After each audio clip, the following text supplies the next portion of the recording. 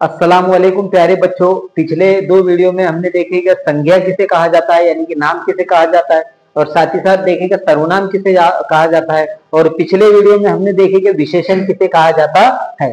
संज्ञा यानी कि नाम की किस्मों के बारे में भी हमने पिछले वीडियो में समझने की कोशिश करें। उसका सर्वनाम और सर्वनाम के प्रकार के बारे में भी हमने पिछले वीडियो में समझने की कोशिश करें। और पिछले और एक वीडियो में हमने जो है विशेषण के बारे में जो है समझने की कोशिश करें, जो कि विकारी शब्द की क्या है, प्रकार है। आज के वीडियो में हम देखेंगे कि क्रिया किसे कहा जाता है और क्रिया के कितने अहम प्रकार है। तो क्रिया के दो अहम प्रकार है, उसके बारे में भी आज की वीडियो में हम मालूमात हासिल करेंगे। सबसे पहले हम देखेंगे क्रिया किसे कहा जाता है। तो क्रिया जो है काम को कहा जाता है, यानी कि वाक्य में जो भी शब्द काम को जाहिर करता है या काम को बताता है वो शब्द को वाक्य में क्रिया कहा जाता है। जैसे मिसाल के तौर पे पुलिस ने चोर को पकड़ा, तो इसमें यहाँ पर जो है ये पकड़ने का काम हो रहा है, यहाँ पर यानी कि यहाँ पर पकड़ने का काम हो रहा है। इसका मतलब ये है कि वाक्य में ये शब्द क्या है, क्रिया को जाहिर कर रहा है, क्रिया को बता रहा है। यानी कि काम को जो शब्द वाक्य में बताता है उसे क्रिया कहा जाता है। अब दूसरी मिसाल में देखेंगे, शिकारी ने शेर को देखा, तो इस वाक्य में जो है ये देखने की क्रिया हो रही है, यानी कि देखने का काम हो रहा है। तो वाक्य में ऐसे शब्दों को क्रिया कहा जाता है। और जो बिल्कुल आसान है पहचानना, उनको जो शब्द काम को जाहिर कर रहा है या काम को बता रहा है वहां पर वो शब्द जो है वहां पर वाक्य में क्रिया कहलाता है।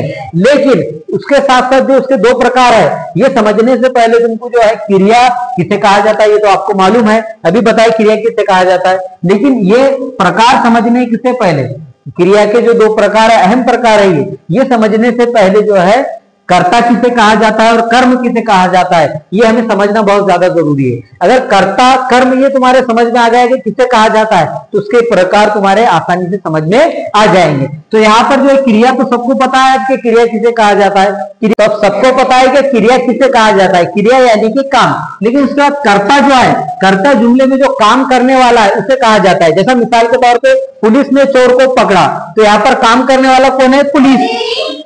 काम करने वाला कौन है, पुलिस। यानी कि पुलिस ये क्या है, करता है, पुलिस क्या है, करता है। और उसके बाद ये क्रिया क्या है, पकड़ा, क्रिया क्या है, पकड़ा, यानी कि ये करता है और ये क्रिया है जुमले में। अब उसके बाद है कर्म। अब कर्म किसे कहा जाता है ये भी समझना बहुत ज्यादा जरूरी है, क्योंकि अकर्मक जो क्रिया है ये तुमको अगर कर्म समझ में आया तभी अकर्मक क्रिया समझ में आएगा। तो अकर्मक क्रिया यानी कि जिस पर काम हो रहा है, यानी कि किस पर काम हो रहा है, चोर पर। किस पर काम हो रहा है, चोर पर, यानी कि चोर को पकड़ने का काम यहाँ पर हो रहा है। तो इसलिए यहाँ पर वाक्य में ये क्रिया है और ये जो है पुलिस जो है ये करता है, यानी कि क्रिया करने वाला है, और चोर यानी कि इस पर काम हो रहा है तो ये कर्म है। अगर तुम्हारे क्रिया, कर्ता और कर्म ये तीन अल्फाज समझ में आ गए तो ये जो है सकर्मक क्रिया और अकर्मक क्रिया आसानी से एक ही बार में तुम्हारे ये समझ में आ जाएगा। अब हम देखेंगे उसकी जो है क्रिया के कितने प्रकार है। तो क्रिया के दो अहम प्रकार है, जिसमें पहला है सकर्मक क्रिया।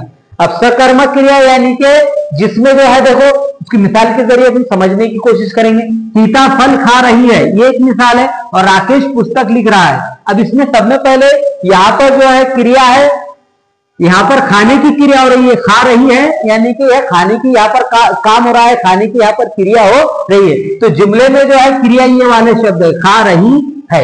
और उसके बाद जो है ये जुमले में दूसरे जुमले में लिख रहा है, ये कार्य हो रहा है, यानी कि ये क्रिया हो रही है। तो यहाँ पर देखो क्रिया भी है और यहाँ पर जो है कर्ता, यानी कि ये सीता फल खा रही है, इसमें फल खाने की काम कौन कर रहा है, सीता, यानी कि ये करता है।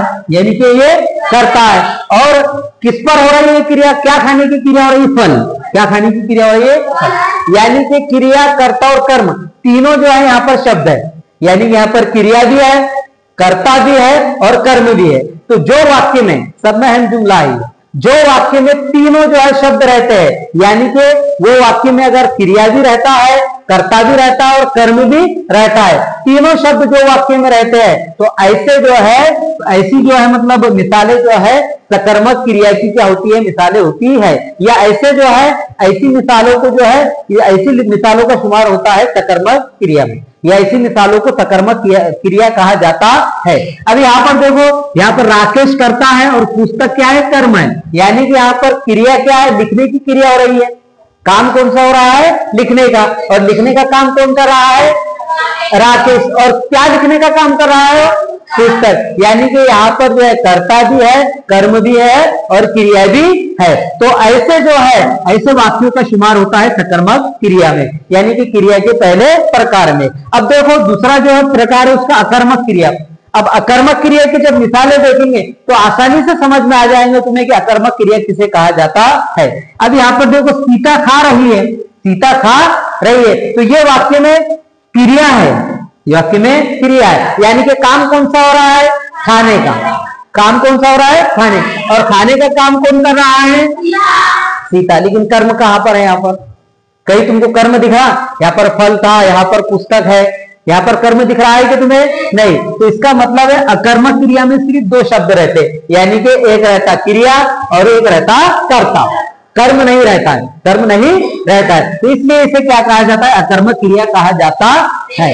अब उसकी दूसरी मिसाल देखेंगे हम, राकेश लिख रहा है, राकेश लिख रहा है, यहाँ पर काम कौन सा हो रहा है, लिखने का काम हो रहा है। अब यहाँ पर लिखने का काम हो रहा है, लेकिन लिखने का काम कौन कर रहा है, राकेश, यानी कि ये मिसाल में जो है कर्ता भी है और क्रिया भी है, लेकिन कर्म नहीं है, लेकिन कर्म नहीं है। तो ऐसी मिसालों का शुमार अकर्मक क्रिया में होता है। तो इस तरीके से जो है क्रिया के दो प्रकार रहते हैं, एक है सकर्मक क्रिया और एक अकर्मक क्रिया।